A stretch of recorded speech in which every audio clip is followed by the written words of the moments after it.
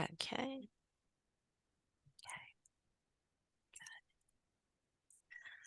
Hi, this is Denise Wharton, and I am with Savannah Barker, and we are here to do our cosmology assessment. So on the first slide, we have our hypothetical universe parameters. And we see right here that our universe similarity is 45%, so it's very unlike our own universe. And then we'll go to the next slide. And we're looking at the CMB, and we see that in our hypothetical universe, there are several distinct features that are evident when compared to the benchmark model of the universe. Notably, we see the temperature fluctuations in the cosmic microwave background, the CMB. They are characterized by larger hot and cold spots, and some regions appear significantly darker than their counterparts in the benchmark model of the universe. And in the next slide, we see another prominent difference lies in the first peak of the CMB power spectrum. This exhibits in our universe an L value of 224 compared to the L value of 220 in our benchmark universe. On the left, we see the power spectrum as it appears in the simulation in our universe, our hypothetical universe, and on the right is the power spectrum of the benchmark model. So the greater amplitude that we see of the first peak represents the higher baryon ratio, the higher baryon to proton ratio, that is, that's present in the hypothetical universe compared to the benchmark model. So this heightened first peak can be attributed to the increased density of matter in our hypothetical universe. This greater matter density results in deeper and denser gravitational potential wells, contributing to this observed CMB pattern of darker regions. The hypothetical universe shows an angular scale of about 0.8 degrees compared to an angular scale of 0.7 degrees in the benchmark model. And so this shift of the first peak to the left corresponding to a larger angle is indicative of a positively curved universe. Okay, in the next slide, we see the early universe properties. First, we see the baryon to photon ratio. And the baryon to photon ratio can be described simply as the number of protons and neutrons, that is baryons, per photon in the universe. And this ratio provides information about the conditions of the early universe and the production of elements during Big Bang nucleosynthesis. These are the calculations that were used to calculate the baryon to photon ratio in our hypothetical universe. So in our hypothetical universe, eta equals 6.62 times 10 to the minus 9. And this is compared to 6.1 times 10 to the minus 10 in the benchmark model. So there is a higher baryon to photon ratio in our hypothetical universe. And on the next slide, we see the temperature at recombination in our hypothetical universe. So recombination is the process that occurred in the early universe whereby electrons became bound to protons to form neutral atoms. At this time, photons were set free from the baryon photon fluid, and they created the cosmic microwave background, or CMB radiation. This indicates that our hypothetical universe was denser and approximately 95% hotter at recombination than our benchmark model of the universe. This is reasonable considering the greater density of matter in this hypothetical universe. And in our next slide, we look at the redshift and scale factor at recombination. The scale factor tells us how much the universe has expanded in volume since the Big Bang. The larger the scale factor, the more the universe has expanded.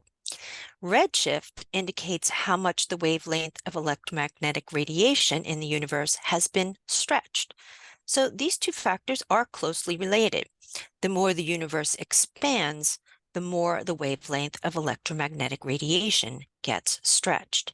And these are the values that we got for the redshift and scale factor at recombination. Okay, on the next slide, we look at redshift and scale factor at matter radiation equality. So matter radiation equality refers to a specific moment in the history of the universe where the energy density of matter in the form of both baryonic matter and dark matter becomes equal to the energy density of radiation. And here we have the equations showing how we got the results, these values that are indicated right here. And then in the next slide, we have the point at which dark energy begins to dominate. So this represents a very important point in the history of the universe. This is the point at which matter and radiation have become diluted to the point where for the first time, dark energy begins to dominate the expansion of the universe. And as dark energy becomes dominant, it leads to an accelerated rate of cosmic expansion. This is in direct contrast to the earlier phases of the universe when gravity was the dominant force, causing cosmic structures to attract and come together. So at this time, the universe goes from having gravity as the dominant force to being dominated by the repulsive force of dark energy. And these are the values that we got right here. For those, the energy density as well as the redshift at that point. And then on the next slide, there's just a table showing the values for the hypothetical universe on the left versus the benchmark model of the universe on the right. Okay, on to the next slide. We have our Big Bang nucleosynthesis, where we are looking to determine the helium-4 abundance in our hypothetical universe. So this first slide shows our value of what we believe that the time was that this occurred when Big Bang nucleosynthesis occurred in our universe, which is sooner than it appeared in the benchmark model of the universe. And then on the last slide, we conclude with our value of 0.29, which is slightly higher than what we see in the benchmark model of the universe. Usually we see 0.24 to 0.25. And so the value that we got for our hypothetical universe is approximately 17% higher than the benchmark model of the universe. This higher abundance of helium-4 in our hypothetical universe could be due to Big Bang nucleosynthesis taking place at an earlier time. And this would allow for more time for reactions to take place. So with an earlier start time, there would be more time for nucleosynthesis to occur at higher temperatures. And this would lead to more efficient production of helium-4 nuclei. So if the baryon density is higher, the result would likely be a higher percentage of helium-4 in this hypothetical universe. So how would this affect the other elements that are produced during Big Bang nucleosynthesis? Well, in theory, it would leave slightly less hydrogen. It would also, in theory, leave less deuterium and other light elements, which are more readily destroyed at higher temperatures. Of course, the exact abundances of elements in the universe depends on many, many factors, not just baryon density. So while the higher baryon density may contribute to the differences in the helium-4 abundance in our hypothetical universe, it's not the sole determining factor. This would require doing more precise and detailed calculations. Okay, so Savannah. All right, thank you, Denise. And now I'll Sure. be covering the expansion history of a radiation-dominated universe. This is just a quick review of the parameters that we've already defined, and I've also added the W value of 1/3, which is what is used for a radiation-dominated universe. In this section, I'll be breaking down the Friedmann equation and the different parts of it and defining each variable. as well as solving the acceleration equation. To start, I picked a redshift of 3700, which fell before the radiation and matter equality time.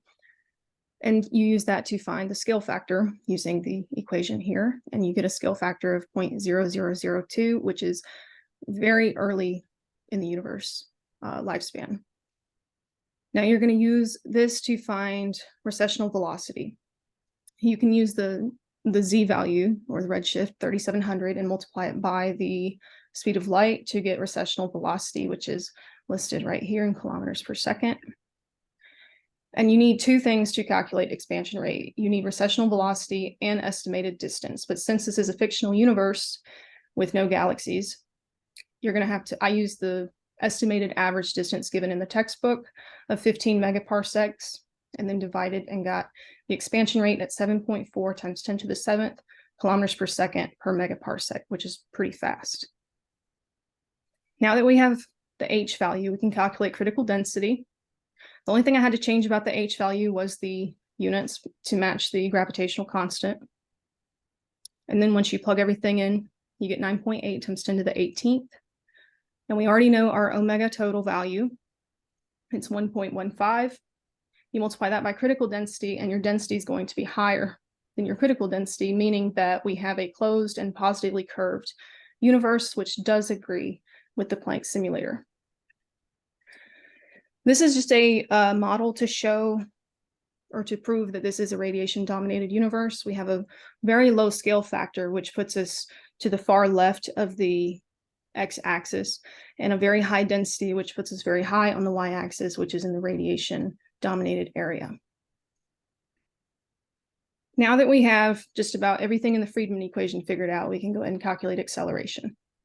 We're only missing one variable, which is pressure, but we can solve that because we have density. The W value is going to come into play here, the 1/3. You're going to multiply 1/3 by the density that we just found to get pressure. Now you can plug everything in. We already know that it's going to be a negative acceleration because pressure plus density is positive. So when you get the acceleration, you get -7 times 10 to the -8 meters per second. So it is a decelerating universe. Ultimately, this universe is going to result into a big crunch. The density is high enough so that the gravitational attraction will eventually stop the expansion and recollapse onto itself. And it could also be inferred there's not much of an observable universe since it is an extremely dense universe. This is another visual to really show a two-dimensional version of what the big crunch looks like. Our hypothetical universe is going to be the yellowish orangish half circle that it reaches a peak and then it falls and recollapses on itself. And this model also supports that our hypothetical universe will recollapse in finite time and that it is very high in density. This is the figure from the Wright textbook. And as you can see, we're not on it. We did not meet the constraints of the x-axis because we are a positively curved universe. Our omega mass is going to be greater than 1. But we were closer to the CMB data than the supernova data. And this data also supports what we found about our hypothetical universe, that it will eventually recollapse onto itself. A quick summary of what we just did. We defined, or at least inferred on everything in the Friedmann equation, and then used that to find the acceleration of our universe. This is everything, all the variables that we have discussed in sections C and D, and what the big things that we found. The universe is closed, it's positively curved, and it is going to end in a big crunch eventually. So thank you for listening. Thank you, Denise. Thank you, Savannah. I think that's it. Okay.